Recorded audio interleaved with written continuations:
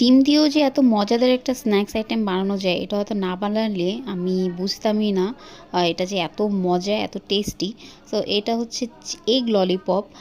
So চলো রেসিপিতে চলে যাই। আসসালামু আলাইকুম সবাইকে। আমি এখানে ফার্স্টে 3টা ডিম সিদ্ধ করে নিয়েছি, তারপরে চিজ কিউব করে কেটে নিয়েছি, আর পেঁয়াজও আমি কিউব করে কাটছি, কাঁচামরিচ কেটে নিয়েছি।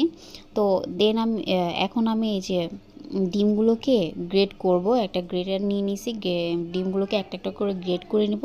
তারপরে গ্রেট করা হয়ে গেলে এখন আমি এই যে এক এক করে পেঁয়াজ, তারপরে কাঁচামরিচ, তারপরে একটু আদা বাটা, তারপরে জিরা বাটা বা গুঁড়ো যেটা হাতের কাছে থাকে সেটাই দিয়ে দিবা।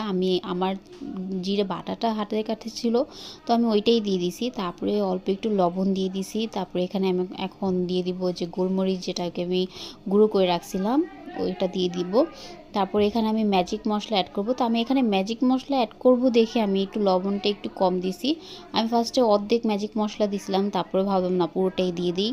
আর ম্যাজিক মশলাটা দেওয়ার ফলে কি টেস্টটা না মানে দ্বিগুণ বেড়ে যায়।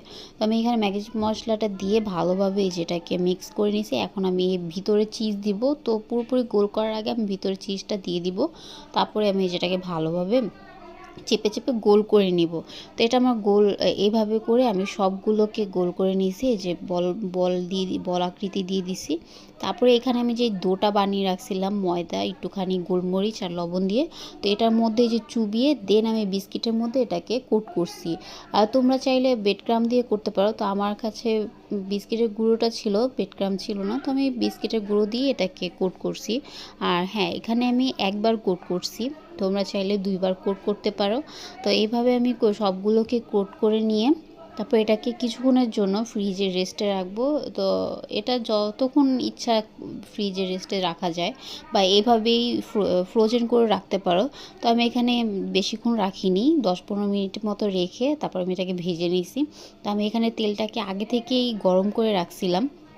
এটা গরম তেলে দিতে হবে, আর জালটা মিডিয়ামের থেকে একটু বাড়িয়ে দিতে হবে, কারণ এটা তো ডিমটা সিদ্ধ করা, ডিমটা হচ্ছে সিদ্ধ করা। তো এই জন্য দেখা যায় আবার কি ঠান্ডা তেলে দিলে ছেড়ে দেওয়া মানে ভেঙে যাওয়ার একটা চান্স থাকতে পারে।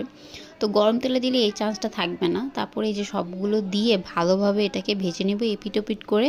এই যে যখন এটা ব্রাউন কালার হয়ে আসবে, লাল লাল একটা কালার হয়ে আসবে, তখন আমি এটাকে এই যে নামিয়ে ফেলবো। দেখো আমার এগুলোর কালারটা কত সুন্দর আসছে। তো এখন আমি এক এক করে তেল থেকে উঠিয়ে নিব। তারপর আমি যে সসের সাথে এটা সার্ভ করছি, মানে বাসায় কোনো মেহমান আসলে ঝটপট এই নাস্তাটা বানায় দিতে পারো। খুবই মজাদার একটা স্ন্যাক্স আইটেম এই ললিপপ। সো সবাই ট্রাই করবা বাসায়, আর কার কাছে কেমন লাগছে অবশ্যই আমাকে জানাবা কমেন্টে।